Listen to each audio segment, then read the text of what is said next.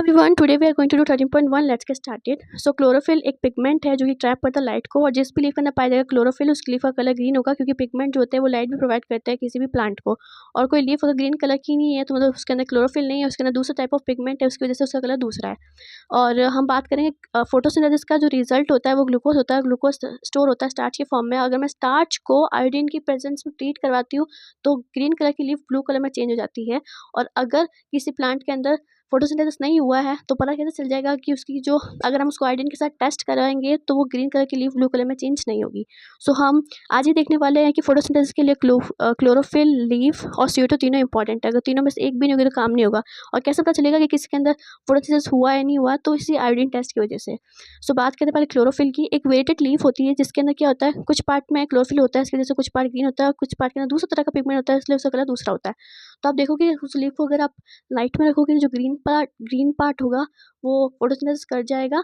और उसको आप जब आयोडीन से मतलब पूरा लीफ को आप जब आयोडीन से की प्रेजेंस में अगर ट्रीट कराओगे तो आप देखोगे ग्रीन पार्ट ही ग्रीन पार्ट ही ब्लू कलर में चेंज हुआ है. बाकी जो दूसरा पार्ट था, जो भी येलो या वाइट पार्ट जो था, वो चेंज नहीं हुआ है, क्योंकि उसके अंदर फोटोसिंथेसिस नहीं हुआ है, क्योंकि उसके अंदर क्लोरोफिल ही नहीं है. भले लाइट भी आ रही है, CO2 भी आ रही है. सेकेंड हम बात करते हैं लाइट की. अगर मैं किसी प्लांट को डार्क एरिया में रख दूँ, भले वहाँ पे CO2 भी है, क्लोरोफिल भी है, बट लाइट नहीं होगी तो वो नहीं कर पाएगा. कैसे चेक करेंगे?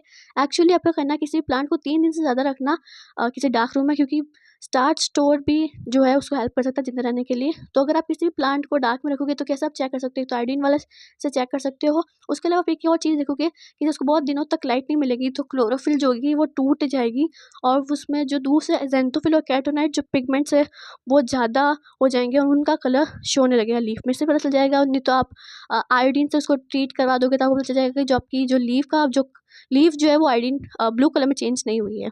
और आपका CO2 वाला क्या है कि किसी आप लीफ को है ना कंटेनर के अंदर रखो जिसके अंदर KOH है, और एक लीफ को ऐसे कंटेनर में रखो जिसमें KOH नहीं है. ठीक है, दोनों को लाइट मिल रही है, दोनों को CO2 मिल रहा है. तो होगा क्या, जिसमें KOH होता है वो क्या करता है, CO2 को एब्जॉर्व कर लेता है.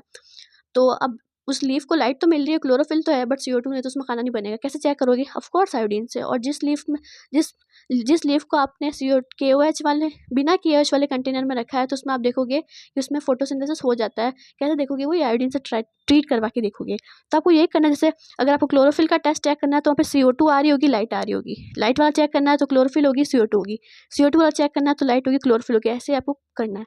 So I hope you like this video. मैंने इन दोनों को कवर किया है. इसमें ऐसा लिखा है कि जो आयोडीन से आप जब टेस्ट करवाओगे किसी लीफ को, तो अगर उसमें फोटोसिंथेसिस हुआ होगा तो वो स्टार्च पॉजिटिव दिखाएगा, और इसमें नहीं होगा वो स्टार्च नेगेटिव दिखाएगा. आई hope you like my video.